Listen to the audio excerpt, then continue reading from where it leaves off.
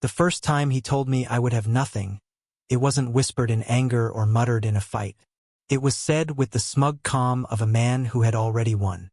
His wine glass caught the reflection of the chandelier as he leaned back in his leather chair, a half-smile curling across his face. "You'll crawl out of this with empty hands," he said, swirling the glass like a trophy. "And I'll watch you beg." That moment carved itself into me, sharper than any knife. I had been his partner for over a decade. Through his early failures, his sleepless nights, the small victories that no one but me had celebrated. I stitched his broken confidence back together when banks rejected him. I believed in him when he had nothing but an idea and restless ambition. And now, sitting across the table, I saw none of the man I once knew.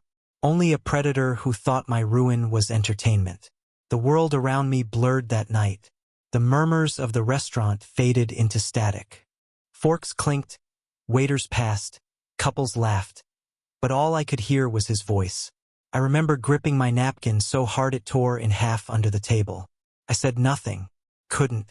Pride and rage fought in my throat, and silence was the only weapon I had left. Walking out into the cold air, I realized something. He thought he had written my ending. He believed the narrative was already sealed, that my future was an echo of his cruelty. But standing there, with my breath clouding the night sky, I made a vow no one could hear. I wouldn't beg. I wouldn't crumble. And if he wanted me to be nothing, then I would rise from nothing into something he could never imagine. The days that followed were a study in contrasts. On one hand, I faced the raw edges of reality. Bank accounts frozen. A house no longer mine.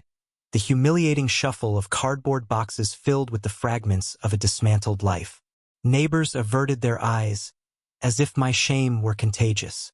Friends, the kind who had once filled our parties with laughter and borrowed his influence, suddenly disappeared. Poverty has a way of clearing a room faster than fire. And yet, beneath the ashes, something fierce sparked alive in me. Humiliation is a strange kind of fuel. It burns hot and it doesn't fade easily. I felt it in my bones every morning when I woke on a couch that wasn't mine, staring at ceilings that didn't belong to me. He thought I was finished. But the more he bragged, the deeper his arrogance cut, the more determined I became. This wasn't the end. It was the opening act. He wanted me empty so I would build myself into something untouchable. And one day he would open his accounts, his empire, his carefully curated pride, and find nothing left. The weeks that followed were painted in shades of humiliation. My life became a series of quiet goodbyes, to a home I had decorated with hands that once believed in permanence, to the car we had bought the day his business finally turned profitable, to the circles of people who vanished like smoke when the invitations stopped coming. Each departure cut away pieces of the world I had built, until all that remained was the raw core of me. Stripped, aching, and alone. He thrived in those weeks. I saw it in the way he posted pictures online. Dinners with investors, weekends in coastal villas, tailored suits stitched tighter to his ego. His captions always carried a subtle venom, not naming me but daring me to read between the lines. Winning requires leaving the weak behind. Success means not dragging dead weight. They weren't just words. They were weapons, meant to pierce me where silence couldn't. I wasn't just grieving the loss of wealth or status. I was grieving the loss of the man I thought I had built a life with. I remembered the nights we'd shared a single bowl of ramen when money was scarce, laughing about how one day we'd dine like kings. I remembered pressing my palm to his chest during those sleepless nights, whispering that he was more than his failures, that I believed in him. And now, the same man stood over me like an executioner, wielding my loyalty as the blade. But bitterness is heavy, and carrying it daily will crush you. I refused to let him have that power. So I began small. I took freelance work nobody else wanted. I stayed up nights scribbling numbers, strategies, possibilities. Every invoice I sent, every dollar I earned on my own, became a stone laid on the foundation of something new. Still, I could feel his shadow stretching over me. He wasn't satisfied with my suffering. He wanted proof of it. Mutual acquaintances whispered how he bragged at gatherings. "She's nothing now, just waiting tables." just scraping by. I told her she'd regret crossing me. That was the cruelest part. His victories weren't in the millions in his account or the empire he flaunted. His real satisfaction came from imagining me small, diminished, erased. And yet, arrogance blinds. For every photo he posted of champagne on yachts, I noticed the subtle cracks. The strained smile in his eyes, the repeated need to prove his wealth, the nervous way he kept showcasing it to anyone who would watch. Men secure in their thrones don't brag so often. Men who feel the ground shifting beneath them are the ones who shout the loudest. The seed of an idea began to form. Quiet, dangerous, but alive. If he wanted me erased, then I would become the ghost in his empire, the shadow he never saw coming, the silence that waited until the right moment to strike. And one day, when he opened his vault of victories, he would discover how hollow it truly was. It happened on a night I almost gave up.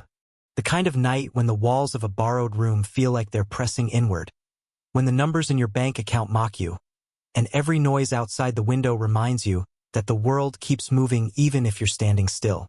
I had worked a 12-hour shift that day, serving drinks in a bar where no one looked twice at me, where my name was nothing but a scribble on a schedule. My feet ached, my hands smelled of limes and bleach, and my chest carried the weight of humiliation so heavy it felt like a second spine. I curled into the couch that served as my bed and stared at the ceiling, wondering if this was all I'd ever be. That's when his voice returned, echoing like poison. You'll crawl out of this with empty hands. But for the first time, something shifted inside me. The words didn't just sting, they ignited. Crawling wasn't in my nature. I had built him from the ground up, brick by brick, belief by belief. If I could build him, I could rebuild myself. And if I could rebuild myself, I could dismantle everything he thought was untouchable. The next morning, I went to the library. It was quiet there, and free, and filled with something I hadn't felt in weeks. Possibility. I sat for hours, flipping through books about business law, finance, and digital markets. I began tracing the roots of the empire he bragged about, the companies under his name, the shell structures, the accounts he thought were invisible. Piece by piece, his world began to reveal itself, not as an unshakable fortress but as a fragile tower balanced on arrogance. It wasn't just numbers. It was people. I started reconnecting with those he had stepped on during his climb, the partners he had cheated, the assistants he had discarded, the investors he had manipulated. At first, they looked at me with suspicion, assuming I was just another shadow of his legacy. But when they saw the fire in my eyes, the quiet hunger to see justice done, they began to listen. That was the turning point. For the first time since he had left me stripped and broken, I didn't feel like a victim. I felt like an architect, drawing the blueprint of something far greater than revenge. It wasn't about humiliating him the way he had humiliated me. It was about showing him the truth, that power without respect is nothing but sand, and arrogance always leaves cracks for the tide to find. As I left the library that night, the city lights looked different. Not cold, not distant, but alive with opportunity. My hands, once trembling with exhaustion, steadied around the idea of something bigger than survival. He thought I was erased, but in the ruins of his betrayal, I had found my spark. And sparks, when fanned with enough fury, can burn empires to the ground. Every great shift comes with a cost. Mine was time. Time stolen from sleep, from breath, from the fragile routine that kept me tethered to some semblance of normal. Days blurred into nights as I pieced together the puzzle of his empire, studying contracts, tracing transactions, calling in favors with a careful whisper. But with every page of evidence I uncovered, with every story from someone he had trampled, the weight on my chest grew heavier. I wasn't just fighting him, I was fighting the ghost of myself, the woman who once believed he was her forever, the woman who had mistaken arrogance for ambition, cruelty for strength. There were nights I questioned everything. Sitting at a kitchen table that wasn't mine, papers scattered like a storm, I stared at the fragments of his empire and wondered if I had the right. Revenge has a seductive voice, but it also has sharp teeth. Would dismantling him make me whole again, or would it drag me deeper into the darkness he had left me in? Then came the call that tipped the scales. It was from Claire, one of his former assistants. I'd reached out weeks before, not expecting her to respond. But now her voice trembled through the receiver. He's doing it again. Exploiting people.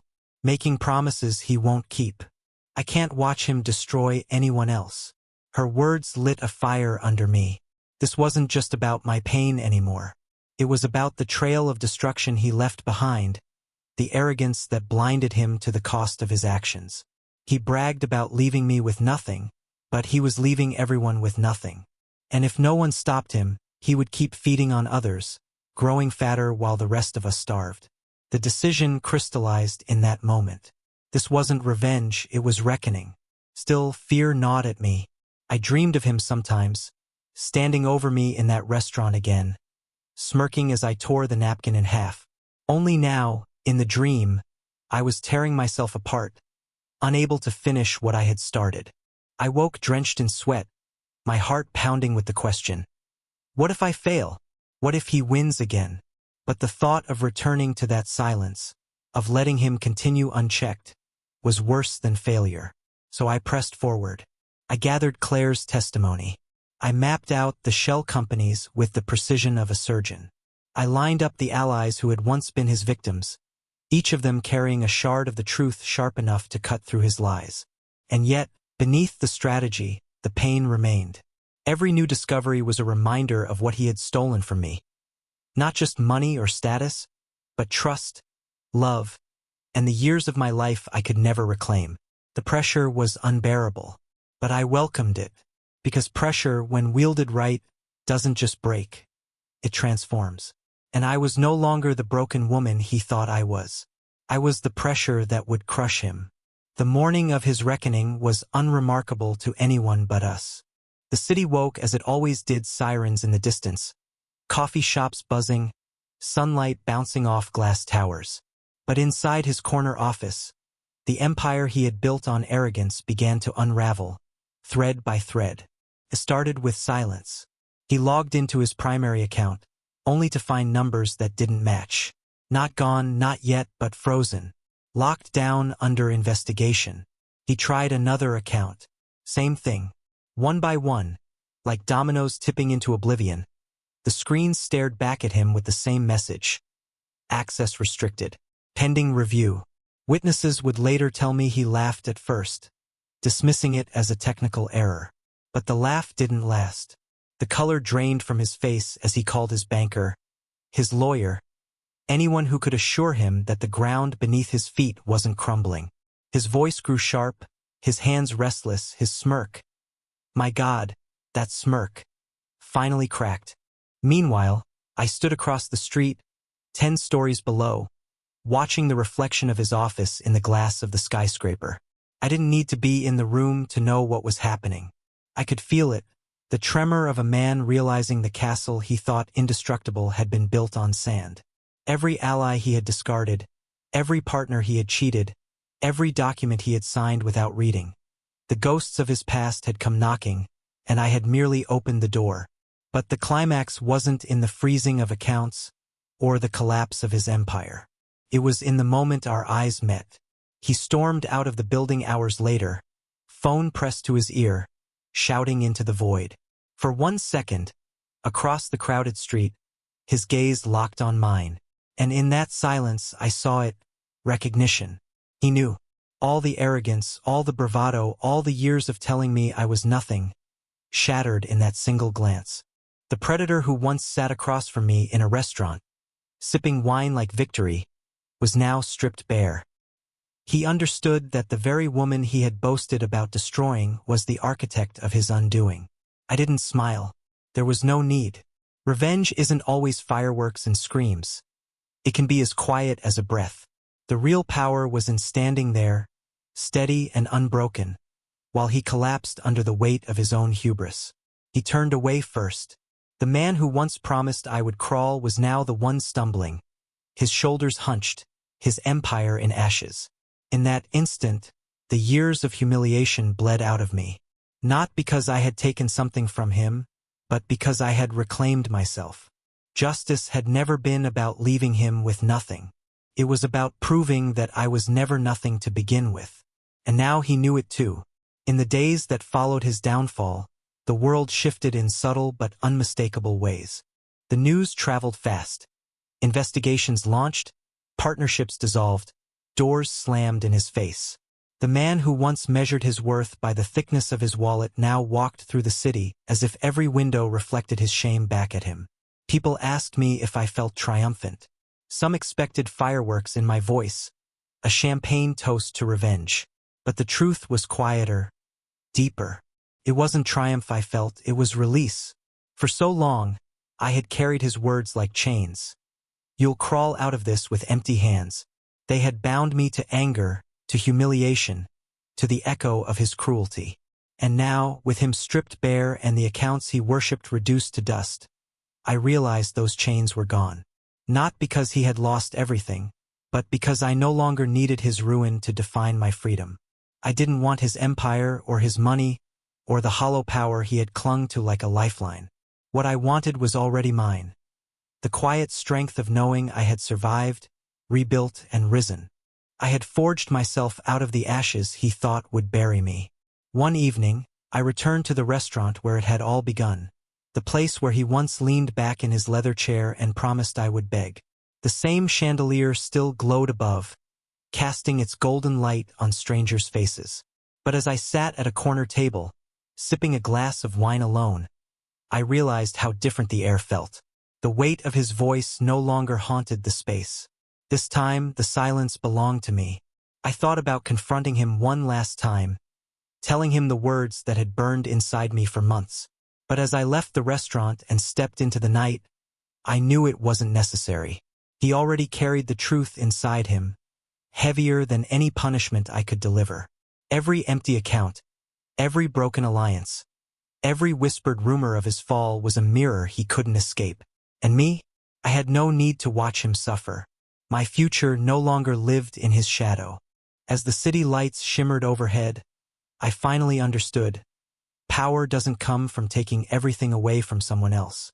It comes from standing unshaken when they swore you would never rise again. He bragged about leaving me with nothing, but in trying to destroy me, he had given me something he could never take back. The clarity to see myself not as his victim, but as my own beginning. I walked away that night with empty hands, yes, empty of bitterness, empty of rage, empty of the weight of him, and in that emptiness, I was finally free. Sparkles this leaves the story not with vengeance as the final note, but with empowerment and haunting closure, a poetic inversion of his original boast. 7.